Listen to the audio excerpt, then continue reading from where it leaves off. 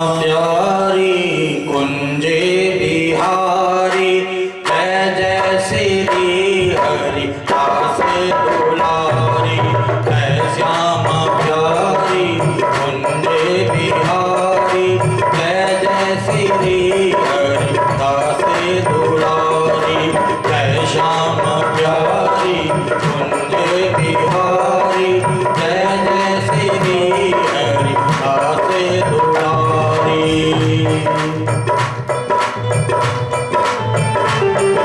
मांगे बिहारी लाल की जय हो।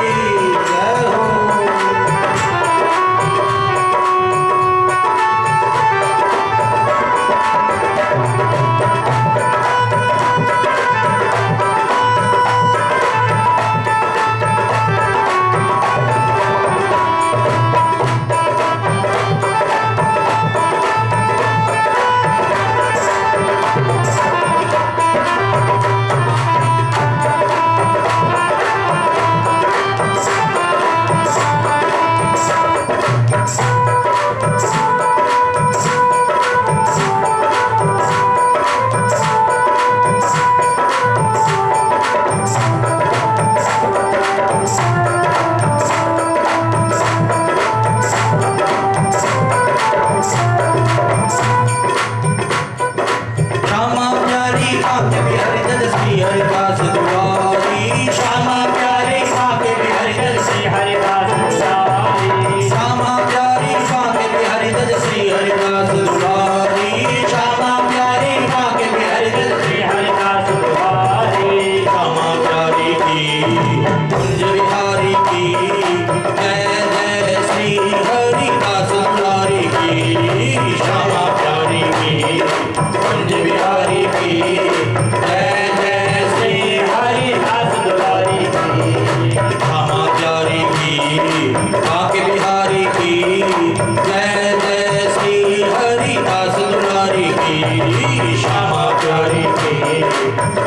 प्यारी की जय जय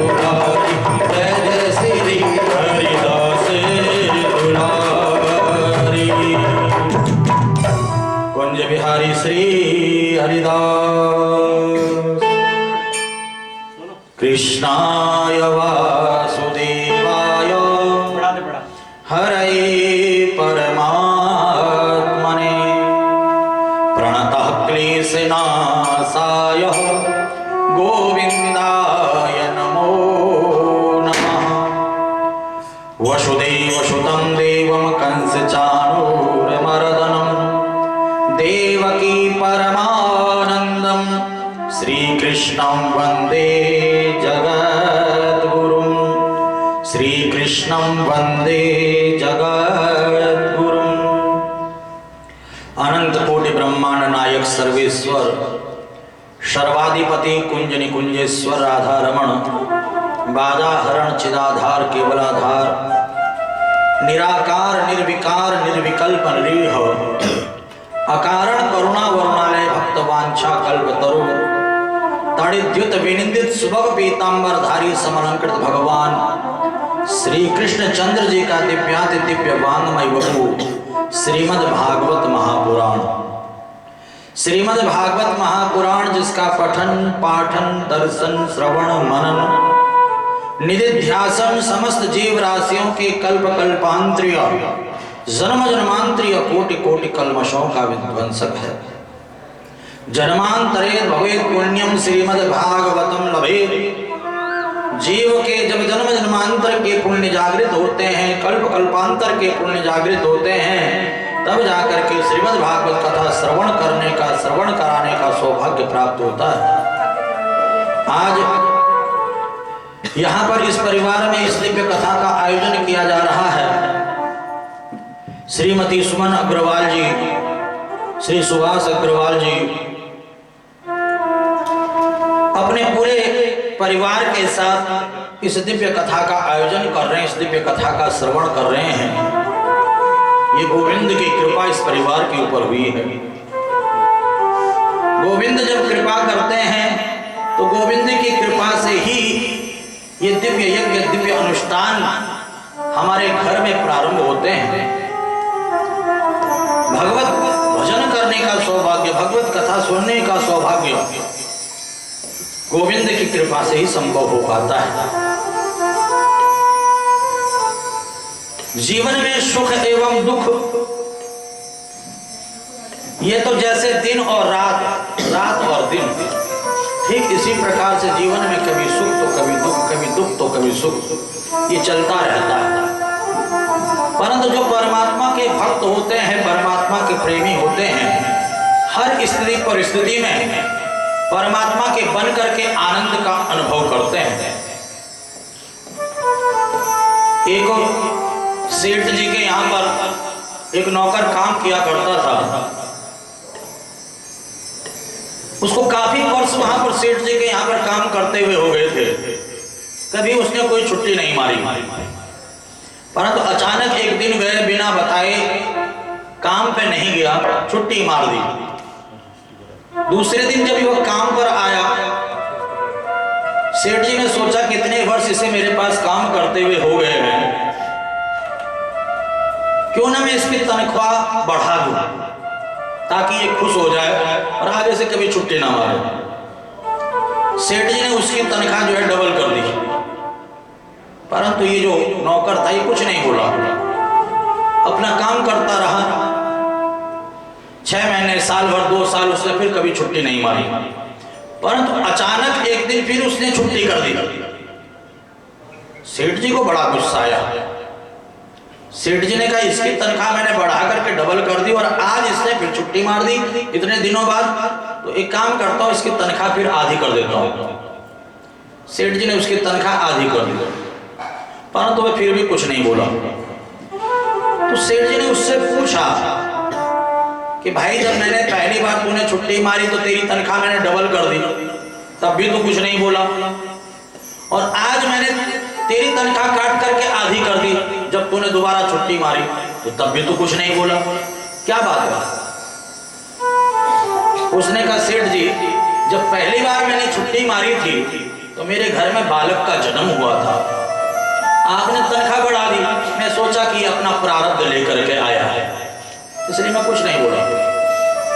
आज मैंने छुट्टी मारी, आपने तनख्वाह आधी कर दी, आज ही मेरी माता जी का स्वर्गवास हुआ, इसलिए मैंने छुट्टी मार दी।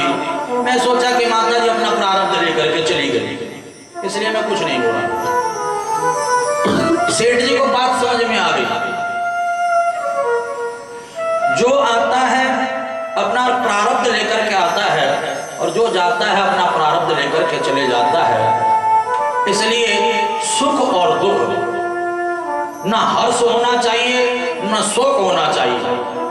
हर स्थिति परिस्थिति में परमात्मा का धन्यवाद करना चाहिए। और आज परमात्मा की हम सबके ऊपर बड़ी असीम कृपा हुई है कि परमात्मा की कृपा से आज ये श्रीमद् भागवत कथा श्रवण करने का और श्रवण कराने का सौभाग्य हमें प्राप्त हो रहा है। कल आप लोगों ने यहाँ पर बहुत सुंदर सुंदर कथाओं का श्रवण किया, भगवान की बाल लीलाओं का यहाँ पर श्रवण किया कि किस प्रकार से 6 दिन के कन्हैया ने पूतना राक्षसनी का श्रृंगार किया, माखन चोरी लीला की, चीड़ चोरी लीला की, और कन्हैया ने सभी ब्रजवासियों को संग में लेकर के गोवर्धन देव का पूजन करवाया। कल आप लोगों ने बड़े आनंद के साथ, बड़े उत्साह के साथ यहाँ पर गोवर्धन देव का पूजन किया, गोवर्धन महोत्सव मनाया। सुखदेव मुनि कहते हैं कि हे राजा परीक्षित, देवराज इंद्र ने देखा कि प्रत्येक वर्ष मेरा पूजन किया जाता था, परंतु इस वर्ष एक ग्वाले के कहने पर ब्रजवासियों ने मेरा पूजन छोड़ करके एक पहाड़ का पूजन कर दिया। संयंतक नामक मेघों को बुलाया। श्रीमद् भागवत महापुराण के 10वें स्कंद के 25वें अध्याय का 3रा श्लोक आप देख सकते हैं। देवराज इंद्र संयंतक नामक मेघों को बुला करके कहते हैं, ओहो श्रीमद् महात्म्यं देवानां कनकोकसां कृष्णं मृत्युमुपासत्य ये चक्रुर्देवहेलनम्। अरे मेघों, देखो देखो, एक ग्वाले के कहने पर मेरा पूजन छोड़ करके पर्वत का पूजन किया है। जाओ, तुम्हारे पास जितना भी जल है सारा का सारा जल ब्रजमंडल के ऊपर बरसा दो, नष्ट कर दो ब्रजमंडल को। और इंद्र की आज्ञा से संयंतक नामक जो मेघ थे ब्रजमंडल के ऊपर छा गए, गरजने लगे, तरजने लगे, बरसने लगे। सारे ब्रजवासी कन्हैया के पास आ गए। कन्हैया, तुम्हारे कहने पर हमने गोवर्धन का पूजन किया, इंद्र का पूजन छोड़ करके। इसलिए हमें लगता है कि इंद्र तो नाराज हो गया है, अब आप रक्षा करो। कन्हैया ने कहा, घबराओ नहीं, जिन गोवर्धन देव का पूजन हमने किया है वही गोवर्धन देव हमारी रक्षा करेंगे, हमारी सहायता करेंगे। सबके सब गिरिराज धरण की शरण में आ गए। गिरिराज